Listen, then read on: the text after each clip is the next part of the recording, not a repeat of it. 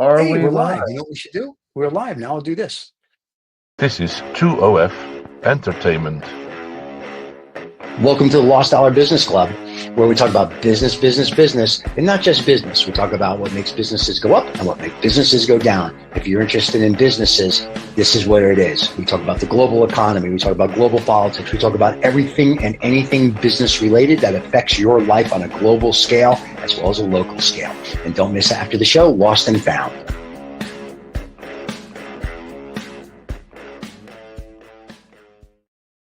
All right. Oh, we are here. Who knew? Well, we're not totally here. I'm in a hotel in New York City for a conference, so I'm not in my usual recording studio in upstate New York. Well, it's close enough for government work, as they say. So, that's all right. Right. Yeah, I just have sure. a fake. I have the fake background, so I just travel the world and no one has a clue where I'm at. Yeah, So it works that's really right. well. We've just made this background that looks like seamless. So It's very convincing, Stephen. Very convincing. well, when you're part of the Illuminati Lizard People Club, this is what happens. You get the virtual backgrounds.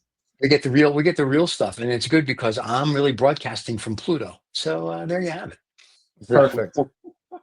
Well, speaking of strange news, I mean, we're going to talk about.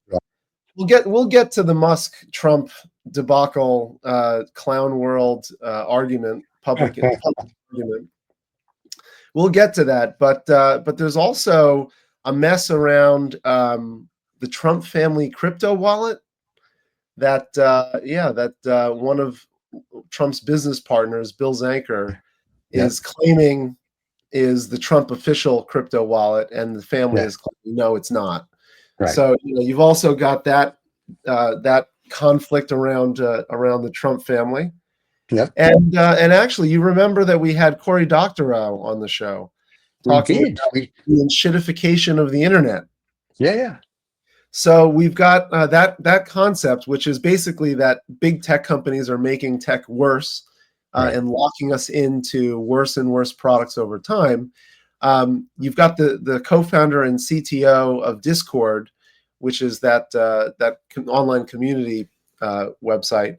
You've got him talking about enshittification publicly because he's very concerned that things are in fact getting worse, and that it's you got to do right by your customers.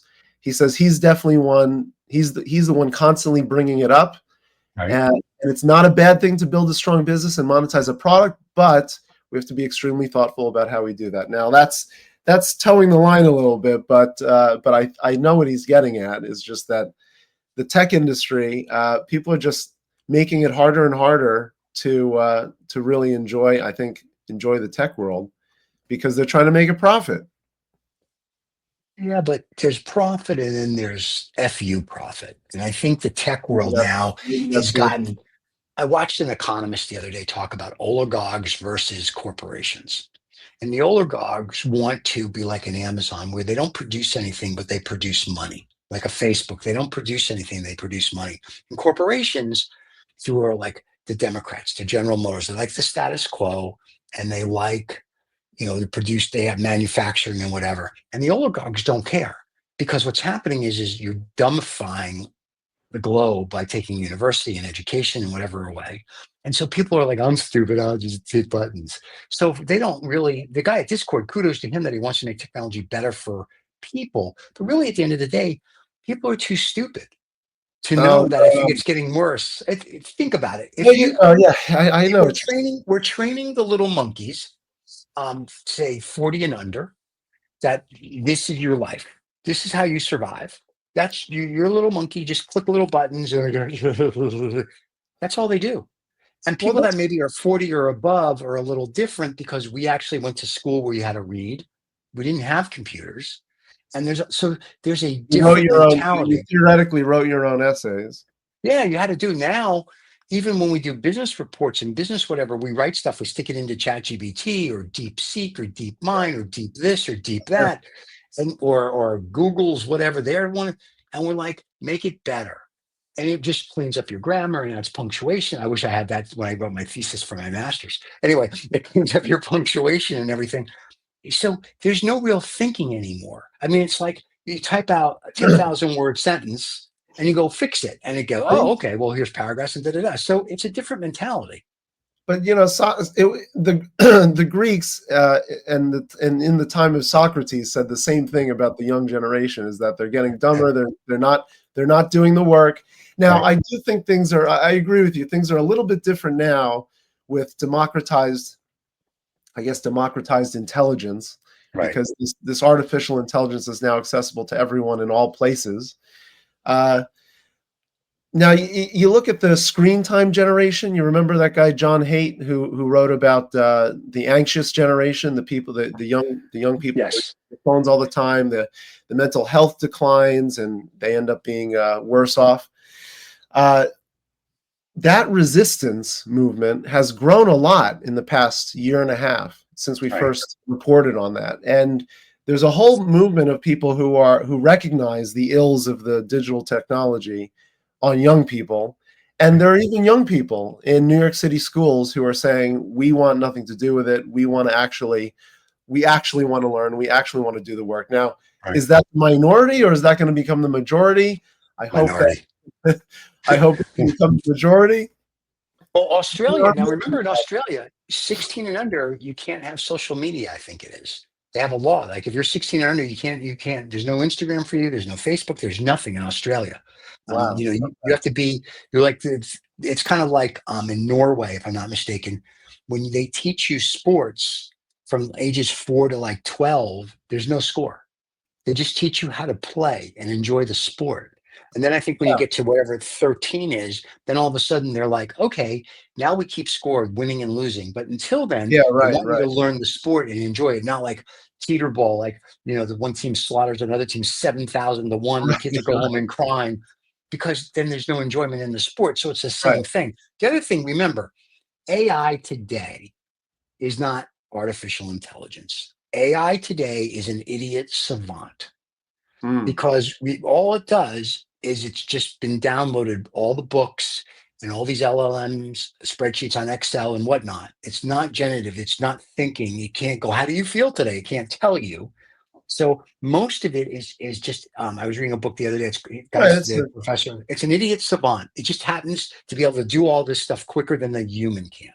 Now, at some point, you'll have AI like Hal from 2001 that you'll have a real dialogue with. And then it won't be an idiot savant. It really will be AI. But today's AI, well, the young people are using it.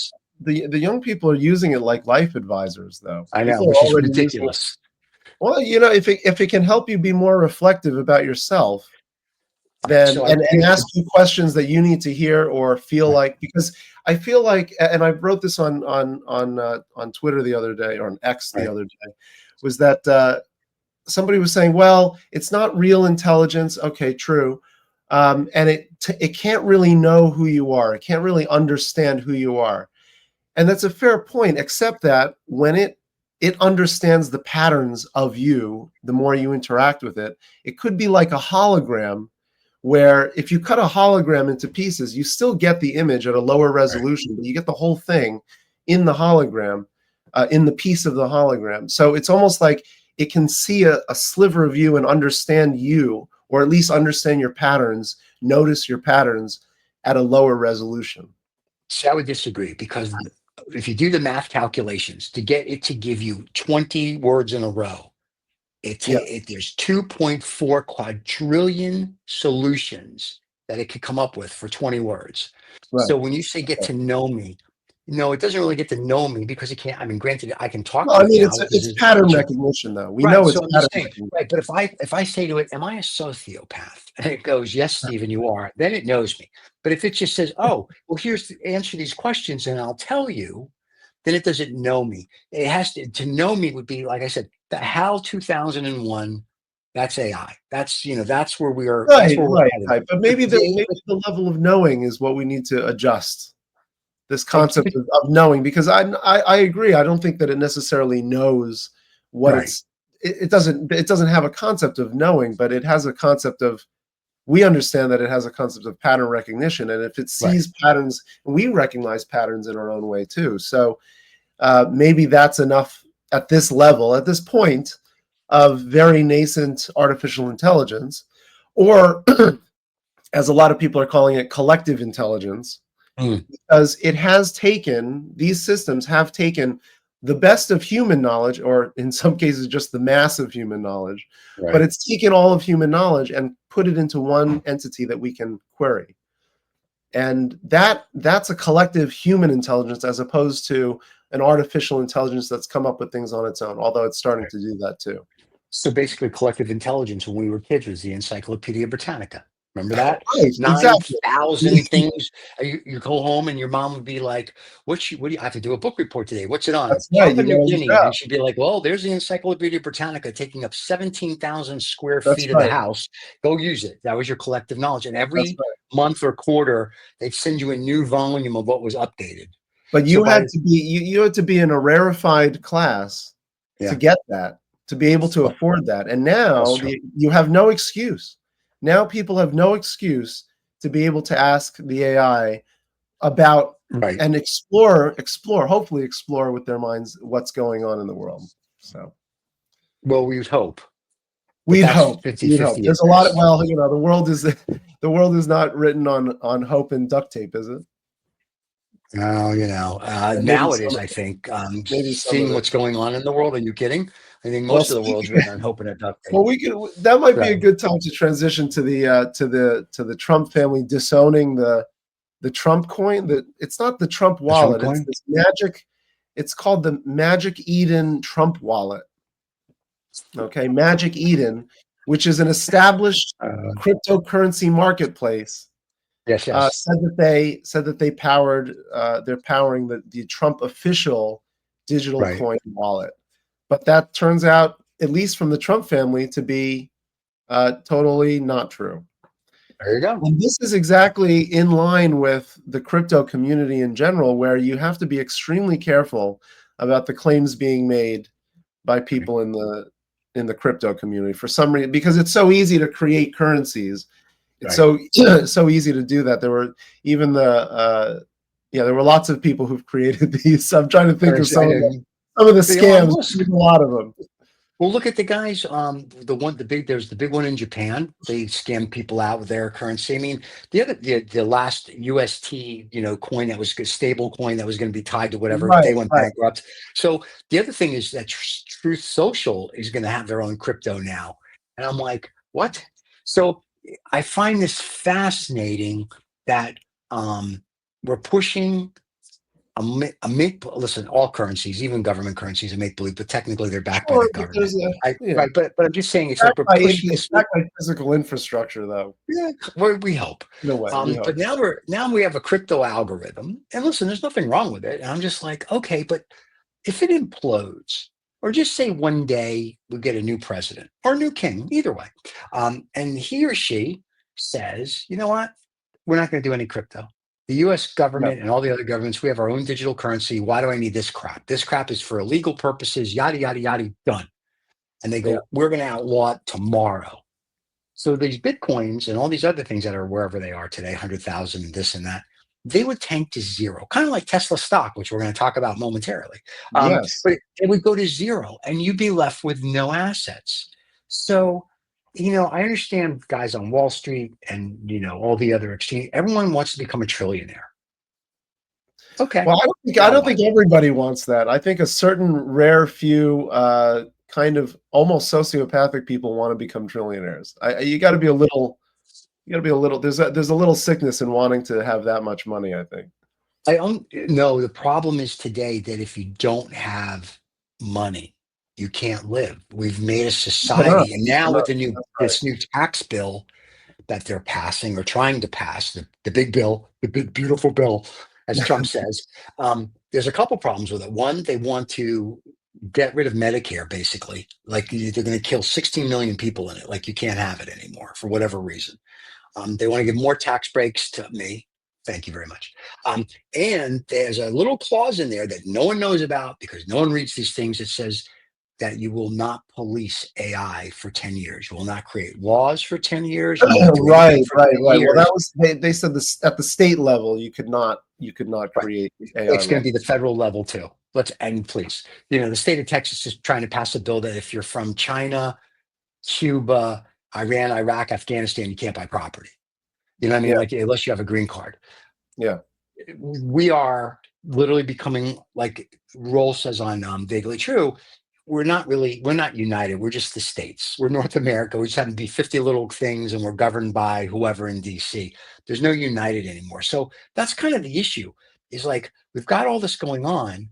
And so everyone's like, well, I need my own currency. So why Lost Dollar Business Club we could have cryptocurrency, and we can get it accepted, I guess, in Venezuela, Argentina, wherever we want to go, and that would be currency. And then all of a sudden we would have this coin. It's very divisive, you're saying. Right. But that's the point. It's like, so 5 years from now, we're going to go to war over what?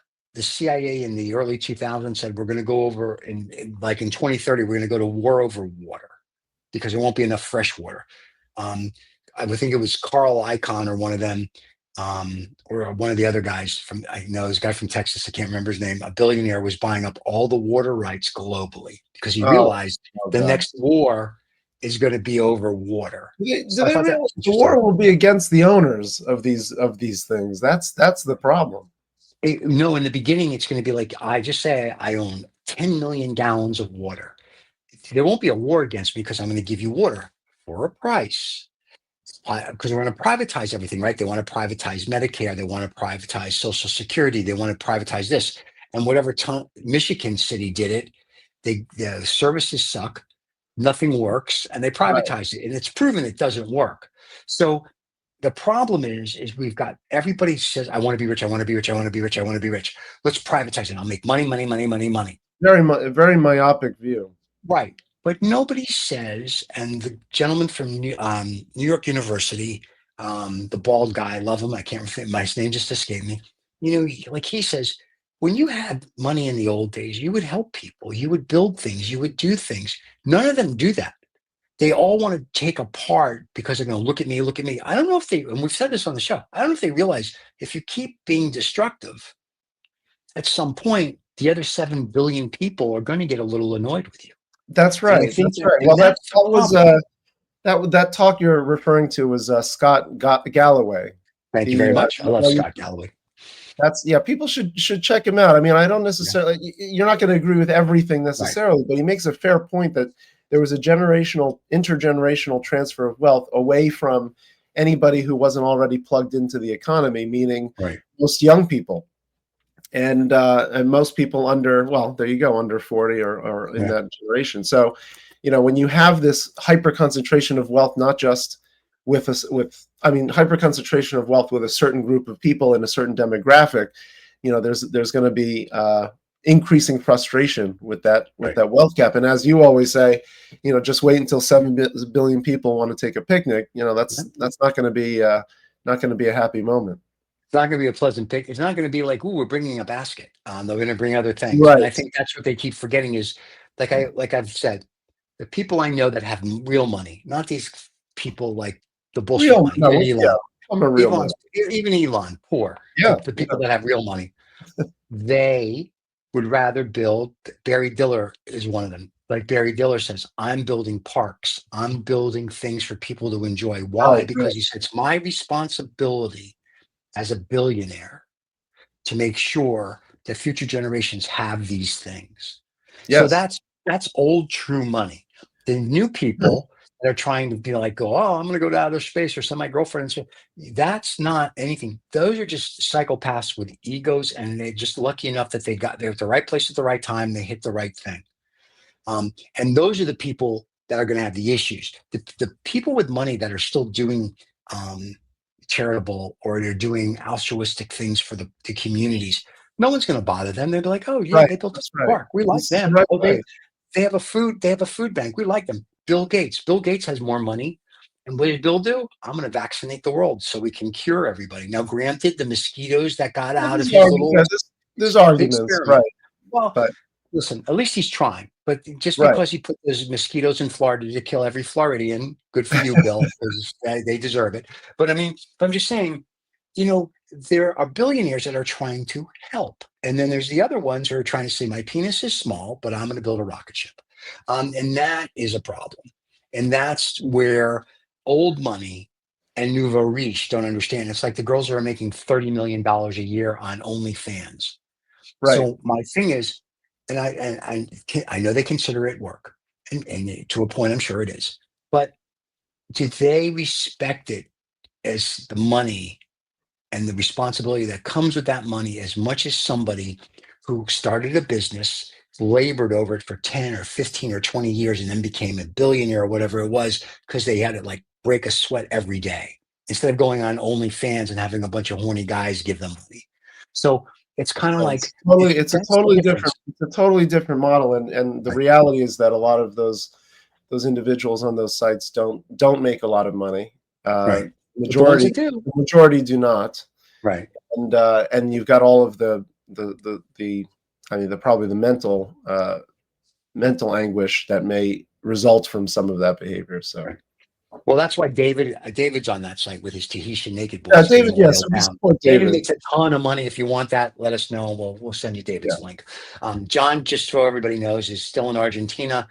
He's hunting Nazi gold, and he has an OnlyFans page for that. You can follow his adventures. Anyway, the other one that got me yesterday, which was Yeah. the best, because I had Bloomberg on. The minute I saw that the lovebirds were having a quarrel, and I said at the beginning of the year, what happens when they have a fight? I You kept did say it. asking. You I did said, say it. there's going to be a fight and they're going to fall out of love. There's going to be a problem. You did And say bada it. bing, bada boom for all the boys in Brooklyn and in the Bronx. Sure enough, yesterday they had a lover's quarrel because the big, beautiful bill, Elon wants Trump impeached. He wants JD Vance to be president, which that's pretty funny. And his couch, by the way, his couch would be the first lady. But he said, I'm going to stop the Dragon flights. I'm going to kill SpaceX and the government can't use it anymore. Now, I don't think that's really going to happen. He also now has all this information because he and his Doge boys went through the government, right? They have all this private stuff now. He talks to Putin like he's his buddy. So here's my thing. It's sort of like, why are you giving this gentleman this much power? Not talking Trump, I'm talking Musk. Why are you giving? Because he gave you $240 million. So now America, because of this, is in jeopardy. They had a guy on Bloomberg yesterday that said that this administration is not taking it seriously enough. This is a problem. And then yesterday, I think they lost $150 billion market value was Tesla. Yeah, So, that's right. One day, in just one day, which is the greatest loss he's ever had. That's right. It went from 320 to 280 per share. I mean, that's a ridiculous drop. But so my point is that, listen, if you oligarchs want to take over America, easily, you have enough money, you give every American $1 million, they'll let you do whatever the hell you want to do. That's it. You want to take over America, just bribe the public. If not, let the guy who sits in the Oval Office, whether it's Donnie or somebody else or the girl, let them run the country. Because all you're doing is screwing it up. Donnie's screwing it up good enough. Even though a lot of what he wants to do, and I've said this on other shows and in the show, I agree with, it's just his way of doing it. Well, I'm shocked. I mean, I agree with you. It's a lot of it's always ideas are only as good as execution, and this is the same situation. It doesn't matter how good your ideas are; it's how you present them, how you get others involved, how you build consensus. And this has been a complete, I think, not only a disaster for the administration, but a disaster for Musk. And Musk he brought up the Epstein files. Yeah. He even made on Twitter, on X, he even made the claim that Trump was affiliated with that, which I think complicates things in the sense that why would you even bring that up like that? I think it's the coolest way you can. I don't mean I agree with this. It's the coolest way you can blackmail the president in public. Like if you take away this and you do this and you don't listen to me and I beat Chile, I put you here, I gave you 240 million, whatever he's pouting about. That's your public blackmail. So that's my point. We need to go back to a different kind of way we do this. It's great now we have super fun. So basically, if I give you, say I'm a trillionaire, and I know in 2028, whether it's going to be Trump running for a third term, JD Vance, or some Democrat is going to figure it out, or JD Vance's couch, which I'm going to say that should be. You support that, I support that. So let's just say I give $500 million to that whatever person, male, female thing that's going to become president. And I'm going to be like, I want to do the Doge. I want to clean up with, of course, whatever you want. You give me 500 million. Then we have a fight. Now I've been through your systems. I know everything. I still have people there. Right. I could screw up everything. I could call Putin because he's my new best friend and go, hey, Vlad, guess what? So, when you got Starlink and everybody wants to depend on Starlink, you cannot have one person run everything. And I'm so shocked that the American public, not really shocked, they're stupid. And just because they think this guy is some sort of a god because he got lucky a few times as other spaceships, and they give him contracts. And that's the other thing. Trump said he's going to take away all of Elon's contracts. Guy makes $8 million a day on those contracts. So that's an issue. If he cancels Dragon, it's not like the contracts don't actually produce some actual value. We need to get. No, he's got the Starlink. He's got his Dragon, and now, like I said, this morning in an article in the Journal, he was saying Musk is saying I'm willing to talk to Donald, but Donald's like, we're going to kill his contracts, and he's like, screw you, I'm going to kill the Dragon flights. Well, hey, Mr. Bezos, I know you're screwing what's his face's ex-wife or whatever.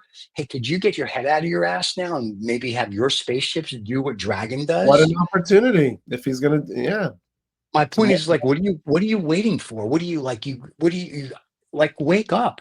So you cannot have the richest person and if you read the New York Times article about him saying about all the drugs he took allegedly, and when you watch some of his actions on stage, like, okay, you can't have this type of person have this type of control over whether it's the DOD, NASA, the presidency. You got to have some sort of checks and balances. Yes. So this is an issue that the American public needs to be like, we like what you've done, but maybe not so much. I mean, like, it's really cool. You got spaceships that are futuristic. Yay. You took these patents from the 60s. Great.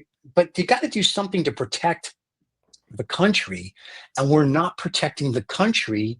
It's sort of like, once again, people are ostriches. They put their head in the sand and they don't care. When it's too late is when they're going to care. And then it's going to be like, what are you going to do? Yeah. Yeah. Well, this might be a sign of, some sort of ego collapse for Musk, because the way he's acting on X, and the ABC News article shows him wearing the Doge Father shirt, like the Godfather, Doge Father. I mean, I think that indicates, the level of ego that got involved in what he was doing. But here's the thing. Let me ask you this. There's still Doge people that are loyal to Musk working for the United States. Yeah, why are they there? That's why a risk. Are we getting rid of them? That's a risk. Why does Elon calls them, go, listen, you know what I need? Right. Because what checks and balances do they have? They're allowed to go do anything. And Trump's like, oh, no, they can't do anything without our permission. They already have all the information. They can do anything. Who's to say? And I'm gonna be a little tongue in cheek here. Like, we'll do Austin Powers, because if you're gonna be tongue in cheek, that's the best Austin. It's the best to be, right? We're not gonna do James Bond. That's a little too serious. No. But who's to say Elon Musk becomes Dr. Evil now?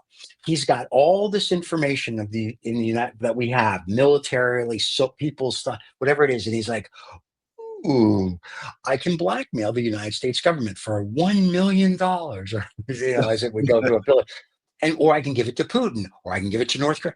Who's to say he won't do that now, because they've had their little lovers spat and they're not going to be best friends anymore, which is what I said in January. When they break up, it's going to be dangerous. Okay, they broke up. Now what? Now, what do we do? Why are the Doge guys still there? Why don't we say to the Doge guys, thank you so much for your help. Go.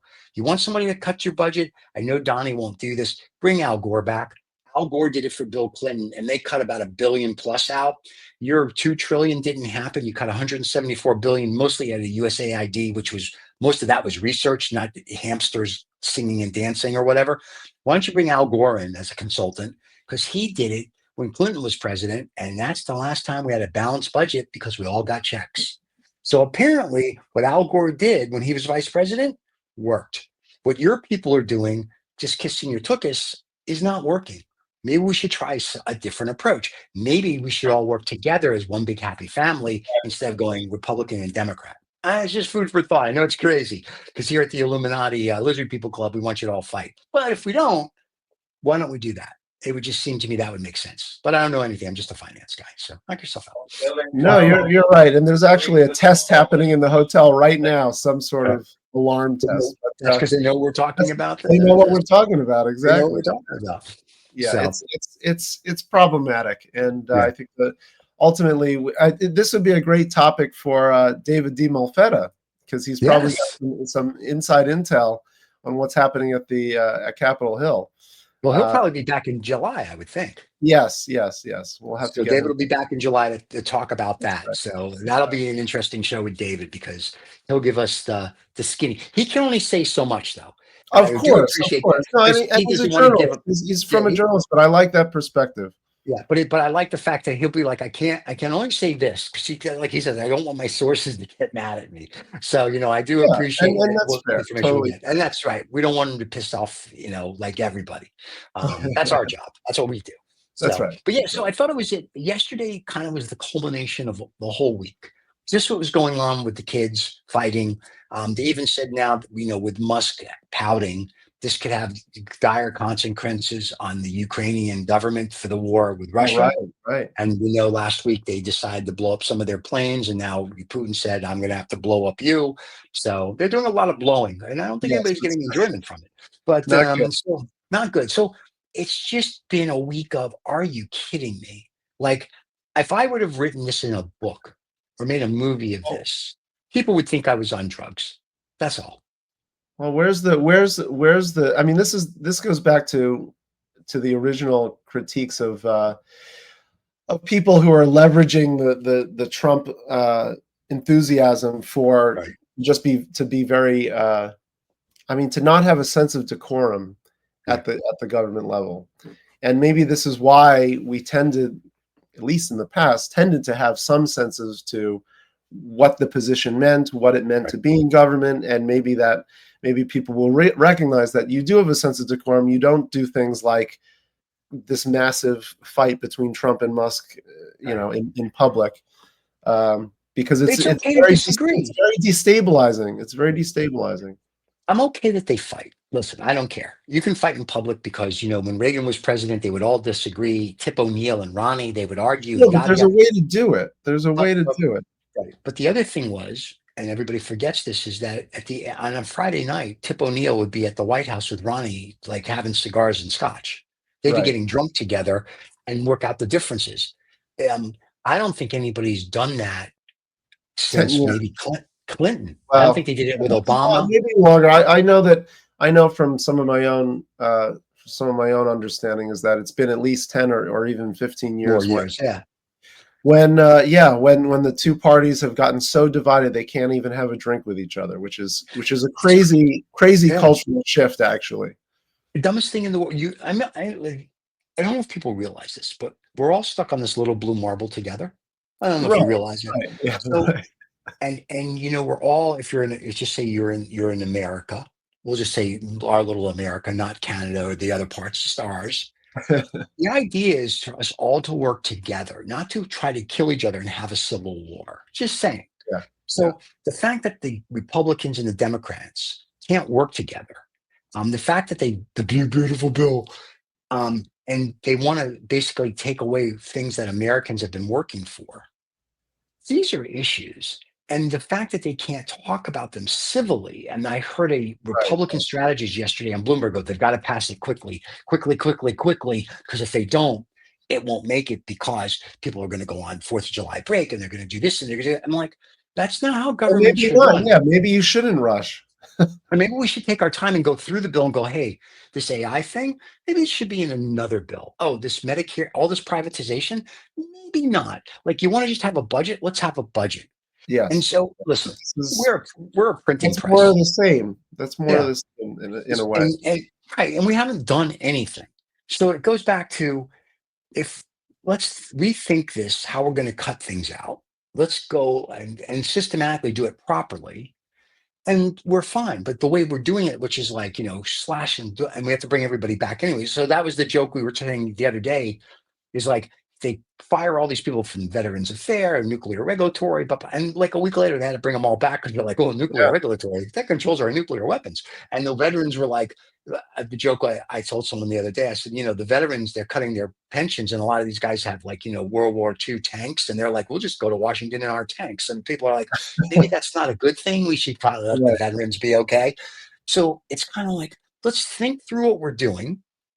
And if you want to, be you, but behind closed doors.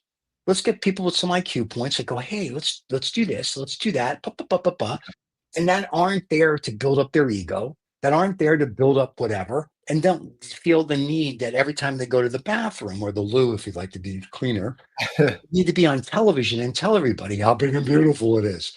And that goes to Musk. And so, like I said, this is going to be a problem. And he's been losing money. So now what's going to happen is what? Trump cuts his contracts. Musk's going to pound and say, I'm not going to fly my dragon. So we have people in space. Boeing, I heard a guy from NASA yesterday, Boeing is so far out of it. They're never, if they have to go retrieve these people are just dying in space. So now what do we do? Like I said, Bezos, stop pretending that you can really do something. And now you have a chance to take over what Dragon or SpaceX is doing. Right. Build a real rocket ship and don't do this publicity crap. Like what I'm shocked at is if I was Bezos and I have a rocket ship, I'm going to be like, why the hell do I want to send my girlfriend and wife up there just because whatever? I would be like, hey, we're going to go to the space station, say hello, and then come back. Now you've accomplished something. Now I'm like, his company Blue Origin might not be able to do it. That's the issue, and that's the issue. They might not even be able to do that. Right, because you know why? Because it shows why you need a diversity of companies and why you need competition, and why this goes back to what we've talked about months ago, and probably I think for a couple of years now. We've talked about the monopolization of the economy and why it's so risky. Because you're really centralizing all of this power, corporate power and corporate supply chains, and you're creating a very much more fragile economy for this kind of thing, where you rely on just one vendor, and then they get into a spat publicly, and now you no longer have that option. So now the question is, what is America going to do? And I'm not like, and Bloomberg yesterday, that's literally every expert was like, so. Like they were being like, why this? Why? And we need somebody to come in with a renewed vision for how we operate. I mean, seriously. And I haven't seen that yet. I haven't seen that from anyone. And now the problem is you're saying, Musk still wants to go to the moon. He still wants to go to Mars. And because he's friend with Putin, who's to say he doesn't move SpaceX to Moscow? Which you think, I'm like, that's an interesting hypothesis the guy brought up yesterday. And I was like, well, that's interesting. So, I mean, like everything I heard yesterday gave me no confidence unfortunately, in our government for security and for this and for that. And then what the crazy guy is going to go do with his toys. Yeah. So, because if he gets mad, and I think our DOD uses SpaceX, or not SpaceX, but Starlink. So if he gets mad tomorrow and shuts off Starlink on our DOD, then what? Oh boy, yeah. Yeah, that's my point. So he's threatening to do all this. Trump's threatening to cut contracts. And I'm sure cooler heads will prevail. By Monday, they'll all kiss and make up and have a kumbaya hug. Still, it doesn't matter. Yeah, you cannot put the world at the brink of, like if I'm China, Russia, maybe India, I would be like, this is awesome. Like these are children. And Xi, I don't think is a child. I think Xi is a very smart man. Putin can go either way sometimes. But Xi, I think, is very smart and strategic because he still thinks like a Chinese person. He has a 10,000-year plan, and he knows he's just this one little part of their 10,000-year plan, and he's going to make sure it goes down their power. Although some of the way he's been rewriting history to elevate his name in the line of Chinese Communist Party leaders also gives me not a lot of confidence that there's a bit of ego being brought into that fight too. And as we all know, ego doesn't, an excessive amount of ego doesn't usually result in a good end outcome. And that proved out yesterday for the two kids that are fighting. There you go. Well, all right. So on that note, we're ready to go to Lost and Found. Should we run a commercial and pay a bill first and then go to Lost and Found? Sure. Let's pay the bills, kid. And then we're going to go Lost and Found for you people on the podcast. For you people watching live, here you go.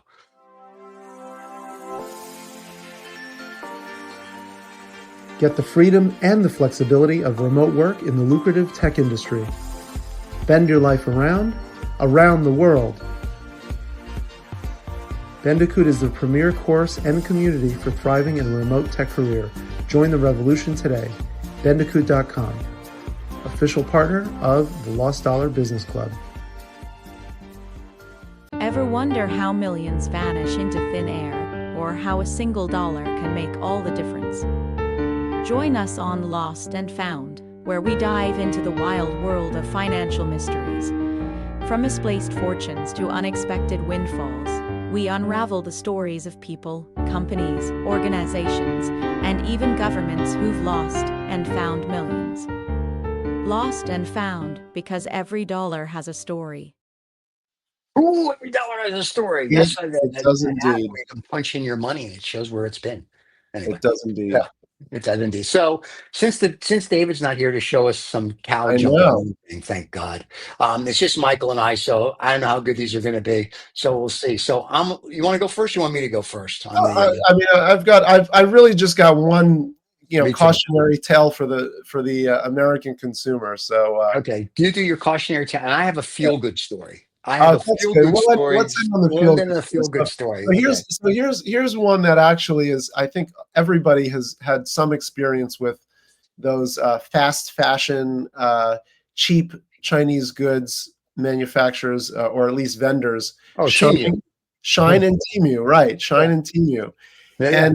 and they've been now accused of dark patterns, aggressive commercial practices, which I think everybody who's ever touched the app, which hopefully you didn't spend much time on the app because it's so problematic, but they they would give you those timers to create time pressure to complete the purchase. You couldn't leave the app. There were pop-ups happening and notifications constantly to drive up purchases.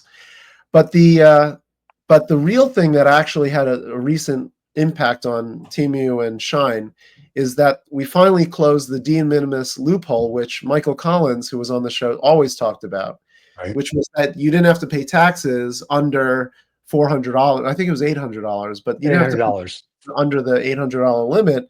And so they were just flooding the market with goods and selling it in that way.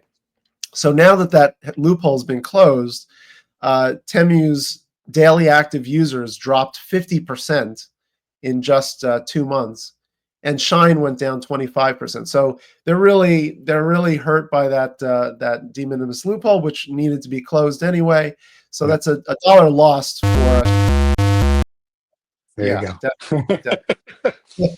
I figured out where the buzzer was. There you go. You figured it out. Yeah, well, I feel bad for them because now we're going to have to come up with a new fake Chinese thing to go make money and have the American public buy things. Yeah, right. Buy things. Exactly. Buy things. So mine's just a feel-good story. I read this morning in the journal and I chuckled because there's so much crap going on. I was like, do I want to give another political business? And I said, I read this. I go, this is the feel-good story. This is going to make everybody, or not, at least say, oh, that's nice. So 59-0, the college baseball team that never lost a game, the newly crowned NAIA National Championships, LSU Shreveport, has won all 59 of their games, has never lost a game from from January to June. They went 59-0. Wow. The LSA for LSU. They are the world champions here, if you will. They said this is the same thing as Joe DiMaggio's 56-game hitting streak or Carl Whipkin's 2,652 consecutive games played. This never happens. No one's ever done it. So congratulations to LSU. I'm going 59-0. So I thought that was just a nice feel-good story. There's no money. There's no nothing. It's just some college kids playing a game that they love. And now, of course, when they go to the MLB for a draft, they're going to be like, I was on that team, and make hundreds of millions of dollars. So, but I'm just saying, so congratulations to them. I think that was just, as we would say, a beauty. So that's a beauty. That's a beauty. That's a beauty. What a good note to end on. This is a great show. Good to see you again, Stephen. We'll be back next week, usual. But it's gonna. Hopefully, we'll have John back too. But I know that we don't have a guest next week. So. We do have a guest at the end of the month. We do have Guy Standing at the end of the month. That's right.